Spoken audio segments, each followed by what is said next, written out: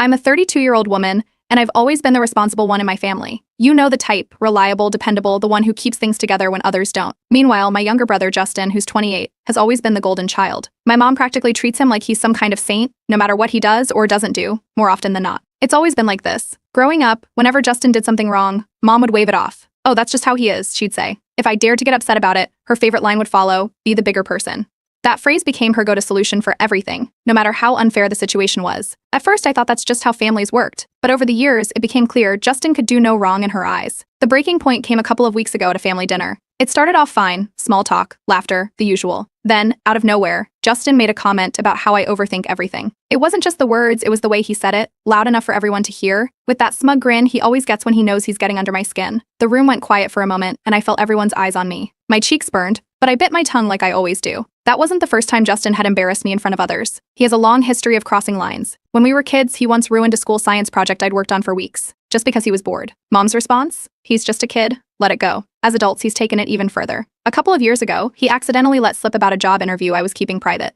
I didn't get the job, and I can't help but wonder if his comments about my nerves during family gatherings had something to do with it. The thing is, Justin doesn't just stop at me. He's dodged family responsibilities his entire life. Whenever there's something hard to do, like helping dad fix something around the house, or showing up for a relative's birthday, it's always me, or someone else picking up the slack. Justin? He has a knack for disappearing just when he's needed, and yet somehow, he's still the golden child. Mom defends him at every turn, saying, he's just different, or he doesn't mean it. I've spent years playing nice, swallowing my pride for the sake of keeping the peace, as Mom puts it. But that dinner? That one little comment? It was the straw that broke the camel's back. I realized that night that I'd had enough. Enough of being humiliated, enough of being told to rise above, and enough of letting Justin walk all over me while Mom made excuses for him. What makes it worse is how the extended family sees him. To them, Justin is charming, funny, and easygoing. They don't see the passive-aggressive remarks or the way he conveniently avoids anything that doesn't suit him. Meanwhile, I get labeled as uptight or too serious. Dad sees it. So does my older cousin Julia. They've both quietly admitted that Justin gets away with too much, but they're too afraid to say anything in front of Mom. Rocking the boat isn't their style.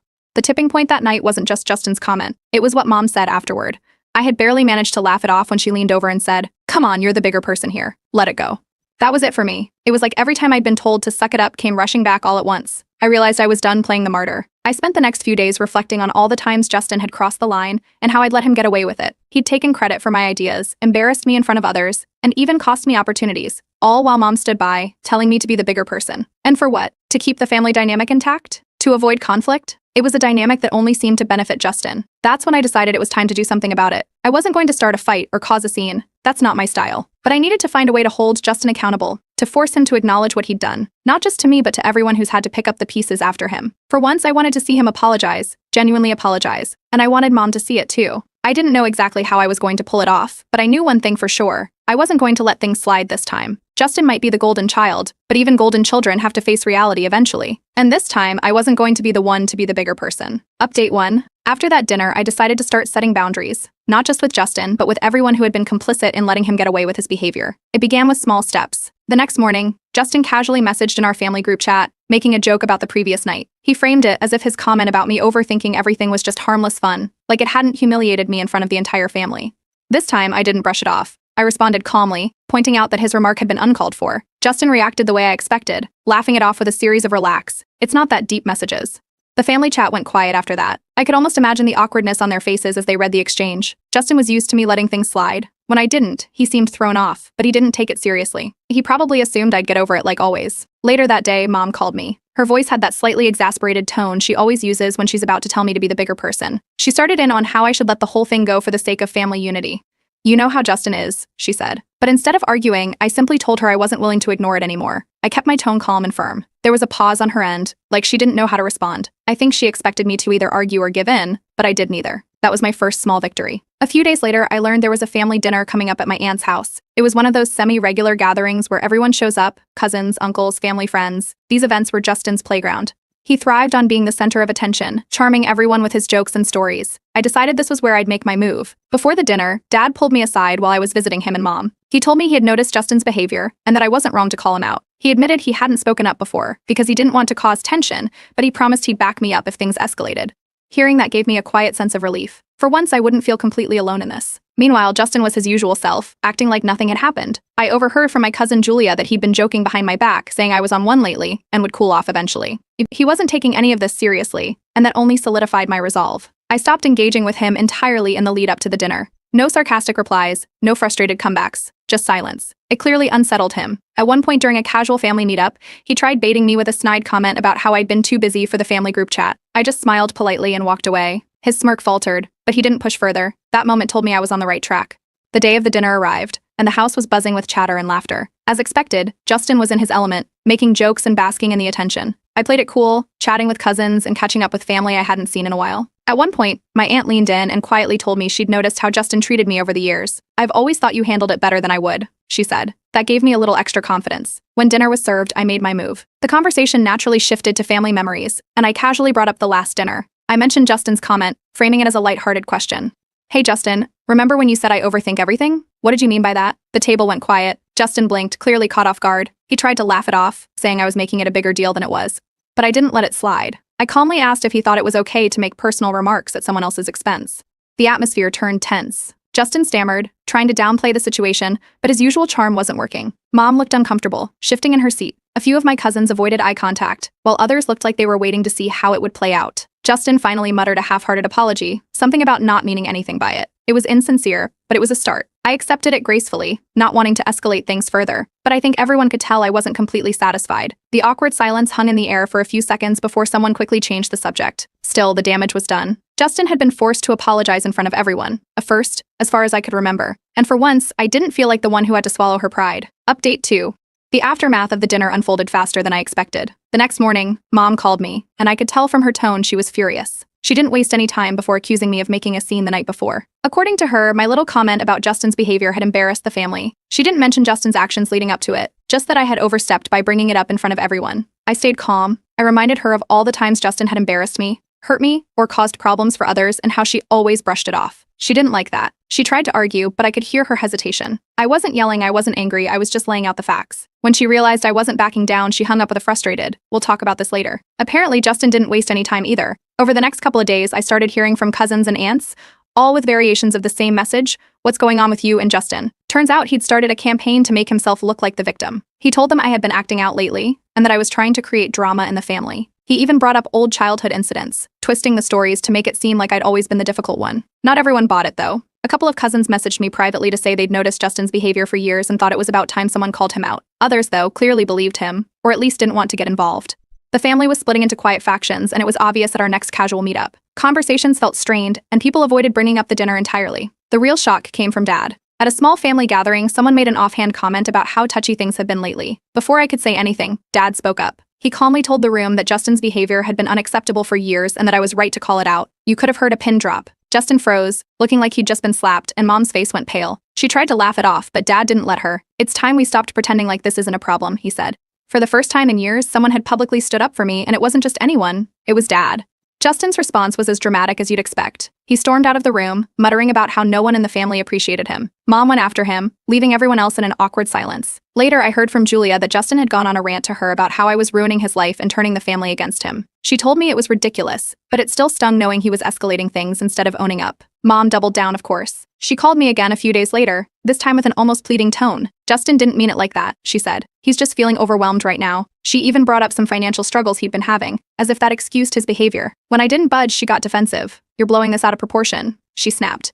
"Do you really want to break up the family over this?" That was my breaking point. I told her, as calmly as I could, that I wouldn't be attending any more family gatherings unless Justin apologized, and not just some muttered, insincere apology like the one at the dinner. It had to be genuine, and it had to include acknowledgement of what he'd done. If that didn't happen, I was done. Mom didn't take it well. She accused me of being dramatic, selfish, and a host of other things I've heard 100 times before. But I didn't back down. Word of my ultimatum spread quickly. Some family members were shocked. Others quietly reached out to say they understood. A few even shared their own stories of Justin's behavior over the years. One cousin told me about a time Justin had sabotaged a project they were working on together and never apologized. An uncle mentioned how Justin had borrowed money from him and never paid it back. It seemed like once the floodgates opened, everyone had something to say. Justin, of course, tried to spin it. He called me one evening, claiming he wanted to fix things, but it quickly became clear it was just another manipulation attempt. His apology was filled with backhanded comments like, "I'm sorry if you felt hurt, and I guess I didn't realize you were so sensitive." I ended the call before he could finish. If anything, that fake olive branch just made things worse. Mom wasn't done either.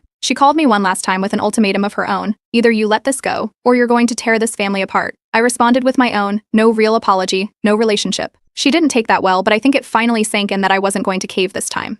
The fallout was messy. Justin had another meltdown, this time blaming Mom for not fixing the situation. Mom was visibly exhausted, caught between defending Justin and dealing with the growing tension in the family. Meanwhile, I felt a strange sense of relief. For the first time, I wasn't the one bending over backward to make things right. Update 3. After my ultimatum, Justin kicked his manipulation into high gear. He started calling and texting extended family members, painting himself as the victim. I heard from one of my cousins that Justin was telling people I had completely lost it and was out to ruin the family. His version of events conveniently skipped over the years of his bad behavior and focused solely on how harsh I'd been lately. Apparently, I was being unreasonable and trying to turn everyone against him. Then came the social media posts. Justin wasn't outright naming me, but anyone who knew us could connect the dots. He'd post vague things like, "Crazy how some people will twist the truth to make themselves look better," and family is supposed to be about love, not grudges. His friends, most of whom didn't know the full story, flooded the comments with sympathy, calling him so strong and telling him to stay positive. It was irritating, but I ignored it. Engaging would only add fuel to the fire, and that's exactly what he wanted. Things hit a boiling point in the family group chat. Justin posted a snarky comment clearly aimed at me, something about how some people can't let go of the past and how holding grudges ruins families. A few relatives chimed in with neutral comments, but I stayed silent. That's when Dad stepped in. He wrote a straightforward message calling out Justin for stirring up drama.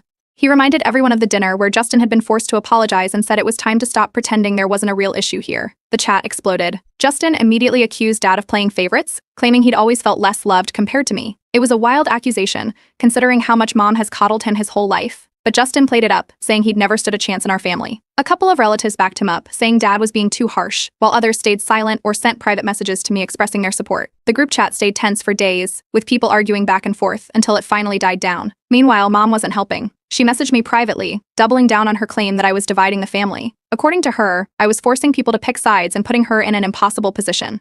She couldn't see, or wouldn't see, that Justin's actions were the root of the problem, not mine. When I pointed this out, she got defensive and accused me and Dad of ganging up on Justin. It felt like a losing battle until our next family dinner. My aunt, the same one who had quietly supported me before, finally spoke up. Justin was telling some story about how he'd been misunderstood when my aunt interrupted him. She didn't yell or get angry. She just calmly pointed out how often Justin seemed to misunderstand people, and how convenient it was that it always left him looking like the victim. The room went silent. Justin's face turned red, and for a moment he was completely thrown off. Then he mumbled something about not wanting to argue and stormed out of the room. It was the first time I'd seen him genuinely embarrassed, and it was clear from the looks on everyone's faces that my aunt's words had hit a nerve. After that dinner, more relatives started reaching out to me. Some shared stories of their own experiences with Justin, how he'd borrowed money and never paid it back, or how he'd bailed on commitments and left them to pick up the slack. It seemed like once someone else had the courage to speak up, the floodgates opened. The narrative was starting to shift, and Justin was losing the control he'd always had over family dynamics. But Justin wasn't done. He hosted a small gathering with mutual family friends, and from what I heard, he used it as a stage to air his grievances about me. He framed me as bitter, jealous, and out to punish him for no reason. A couple of family friends even called me afterward to ask what was going on. I calmly explained my side of the story and made it clear that I wasn't interested in bad-mouthing Justin, but was simply standing up for myself after years of his behavior. I think my refusal to engage publicly frustrated Justin even more. By this point, family lines were clearly drawn. Some relatives were avoiding gatherings altogether, while others quietly showed their support for me. The tension was impossible to ignore. That's when Mom decided to arrange a peace talk at her house. She called me, insisting that we all needed to sit down and work things out for the sake of the family. I told her flatly that I wasn't interested unless Justin was ready to offer a real apology. She tried to argue, but I stood firm. The peace talk happened without me, and from what I heard, it didn't go well. Justin apparently spent most of it complaining about how he was being attacked, while Mom tried to mediate and failed miserably. Dad, to his credit, didn't back down. He reiterated that Justin needed to take responsibility for his actions, but without me there, the whole thing devolved into a blame game. For the first time in years, I felt like I was in control. The situation was messy, but I wasn't the one scrambling to keep the peace anymore. Justin might still be trying to spin the story, but the cracks in his golden child image were starting to show, and I wasn't about to let him patch them up so easily. Update 4. Not long after the so-called peace talk flopped, cracks in Justin's perfect image started to show, and it didn't take long for everyone to notice. The first hint came from an unexpected source, my cousin Julia. She mentioned in passing that Justin had been asking around for a loan. At first, I brushed it off as typical Justin behavior, but then I started hearing the same story from other relatives. Turns out, Justin was in financial trouble. Bad trouble. He'd been relying on Mom to cover his bills, and it was getting harder for her to keep it under wraps. The golden child wasn't as untouchable as everyone thought. Mom tried to spin it. She pulled me aside one evening, saying Justin was going through a tough time, and that I needed to cut him some slack. She went on about how stressed he was and how he just needed support. I let her finish, then calmly reminded her that past struggles didn't excuse years of bad behavior. If anything, the way he handled tough times only made it clearer why boundaries were necessary. Mom didn't like that answer, but for once, she didn't argue. Justin, of course, didn't take this quietly. He doubled down on his manipulation, telling anyone who'd listen that I was being cruel by holding a grudge. But here's where things got interesting. People were starting to push back. A few relatives who'd stayed neutral until now began calling Justin out directly. At one family gathering, An uncle openly told Justin that his constant deflection and excuses were getting old. The look on Justin's face was priceless. He wasn't used to being challenged, and it was clear he didn't know how to handle it. As more people started to see through Justin's behavior, his usual allies began to distance themselves. The same cousins who used to laugh at his jokes now avoided engaging with him. Family gatherings became awkward, with Justin sitting off to the side, visibly uncomfortable. It was subtle at first, but over time, his isolation grew. For the first time, Justin was facing the consequences of his actions, and it wasn't just coming from me. Then came the health scare. Mom had a minor issue that required a short hospital stay. It wasn't serious, but it was enough to get everyone in the family to rally around her. Justin saw it as his opportunity. At the hospital, he started hinting, loudly, that this was the perfect time for me to let bygones be bygones. He made sure everyone could hear him, playing up the role of the concerned son who just wanted peace in the family.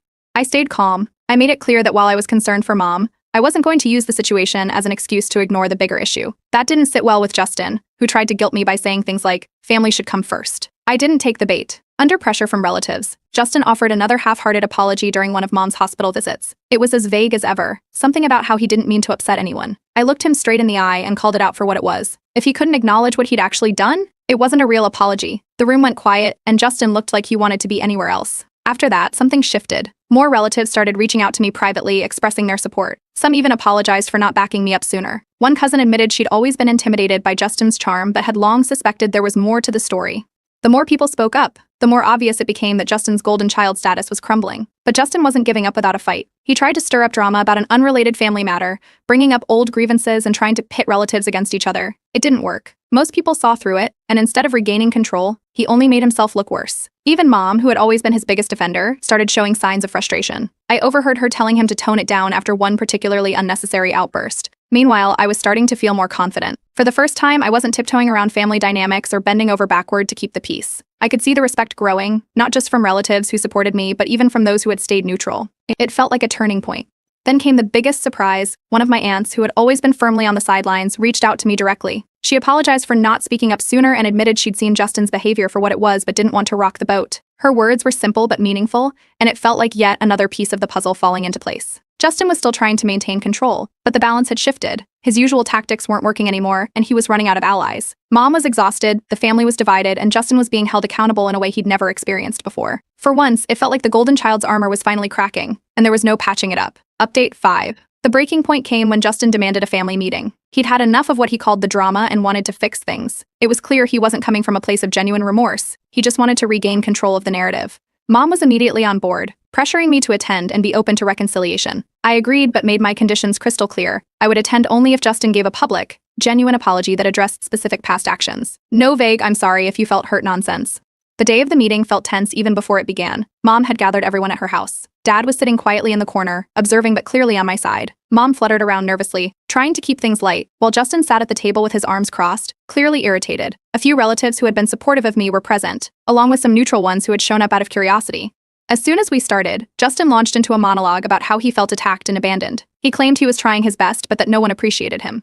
It didn't take long for the rant to turn into finger-pointing, accusing me of blowing things out of proportion and making him the scapegoat. He even threw in a jab at Dad, saying he'd always felt like the outsider in the family. When Justin finished, the room was silent. All eyes turned to me. I stayed calm and began recounting specific incidents where Justin's actions had caused harm, not just to me but to others in the family as well. I didn't raise my voice or get emotional. I simply laid out the facts, one after another. The ruined science project, the sabotage job interview, the countless times he'd shirked responsibilities and left others to clean up his mess. By the time I finished, Justin looked visibly uncomfortable. For once, he had nothing to say. The shift in the room was palpable. Relatives who had stayed neutral started nodding in agreement, and a few even chimed in with their own stories. My cousin Julia spoke up about how Justin had borrowed money from her and never paid it back. An uncle mentioned how Justin had bailed on helping him with a family event, leaving him scrambling at the last minute. It was like the floodgates opened, and all the things people had kept quiet about for years were finally coming to light. Mom, who had been sitting silently up until this point, looked shaken. For the first time, she admitted that she hadn't handled things fairly over the years.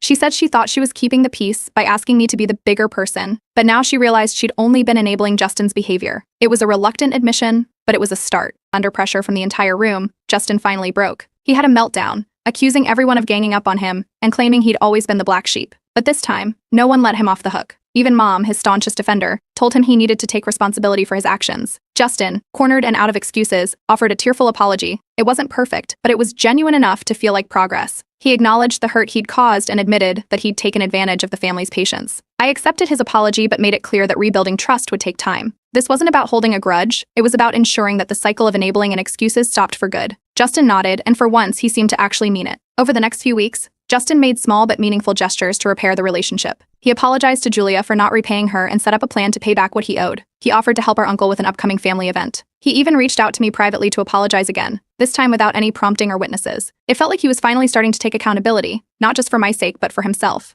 The family dynamic began to shift. Relatives who had once stayed silent started holding Justin accountable. When he tried to make excuses or deflect, they called him out. It wasn't harsh, it was firm but fair. Mom, too, made an effort to stop enabling him. She apologized to me for dismissing my feelings in the past and started treating me with more respect.